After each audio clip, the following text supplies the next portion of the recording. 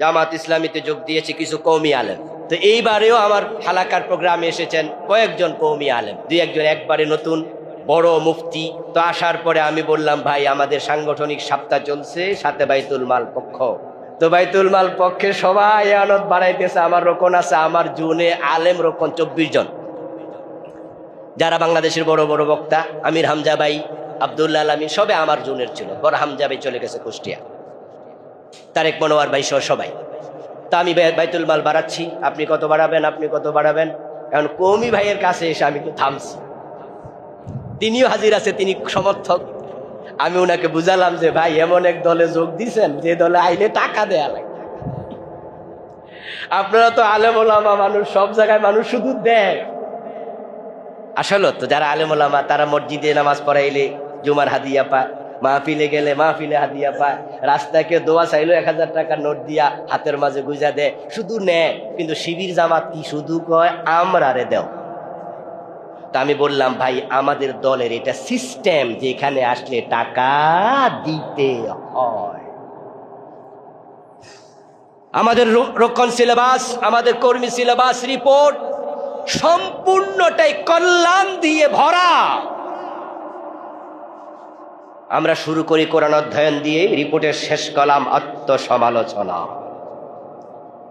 তোমাকে যে ভালো কাজের পথে আমরা ডাকছি, ভালো কাজের কথা বলছি, এ ভালো কাজ করতে গিয়ে আজকে দিনে কোনো ভুল হয়েছে কিনা আত্মসমালোচনা করো। রাতের বেলায় ঘুমানোর আগে যদি চোখ বন্ধ করে ভাবনায় উদয় হয়, আজকে তো একটা মিথ্যা কথা বলে ফেলেছি, আজকে তো চোখের খেয়ানত করেছি, আজকে তো এই কষ্টার ওয়াদা দিয়েছিলাম করি নাই, তাহলে ঘুমানোর আগে তুমি তাওবা করো, ইস্তেগফার করো। এমনও হতে পারে আজকের ঘুম তোমার জীবনের শেষ। ওয়ালতাকুম মিনকুম উম্মাহ ইয়াদউনা ইলাল খায়র।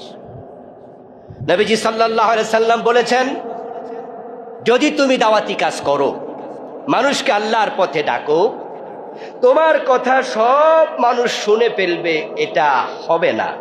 নবীদের কথাও সব মানুষ শোনে নাই, কিন্তু একটা জিনিস আছে, ওমান দা ইলাই হুদিয়া ইলা সিরাতিম মুস্তাকিম।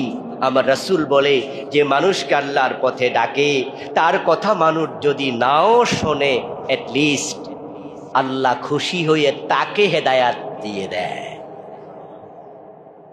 আমরা তো হেদায়াত চাই, সবাই হেদায়াত চাই না, আমরা জান্নাতে যেতে চাই। জান্নাতে যাওয়ার জন্য জামাত শিবিরে আসছে, এটা জান্নাতমুখী কাফেলা। মনে রাখবেন, এমপি হওয়ার জন্য, চেয়ারম্যান, মেম্বার, নেতা, এগুলো হওয়ার নিয়তে কেউ জামাতে আসবেন না, আসার কোনো সুযোগই নাই।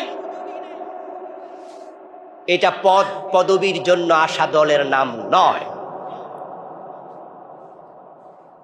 যদি কারো ভিতরে এমন থাকে যে জামাত করলে 14 গ্রামে যেহেতু জামাত ইসলাম ক্ষমতা, তাই এখন যদি আমি কর্মী হইতে পারি, আগামী মেম্বারটা মনে হয় আমারে দিব। মেম্বার চেয়ারম্যান হওয়ার জন্য তাড়াতাড়ি রোকন হয়ে যাও, কারণ জামাত ইসলাম রোকন না হইলে আবার চেয়ারম্যান দেয় না, রোকন হইলে তাড়াতাড়ি দেয়। এই জাতীয় চিন্তা যদি কারো ভিতরে থাকে, আপনি পরিশুদ্ধ হয়ে আসুন। আপনি নাফাক অবস্থায় এসেছেন, পবিত্র হয়ে আসুন। এটা শহীদের সংগঠন, এটা শহীদের সংগঠন। বরং যার ভিতরে নেতৃত্বের খায়েশ আছে, আমাদের সংবিধানে লেখা আছে, শিবিরের সংবিধানও আছে, জামাত ইসলামীর সংবিধানও আছে।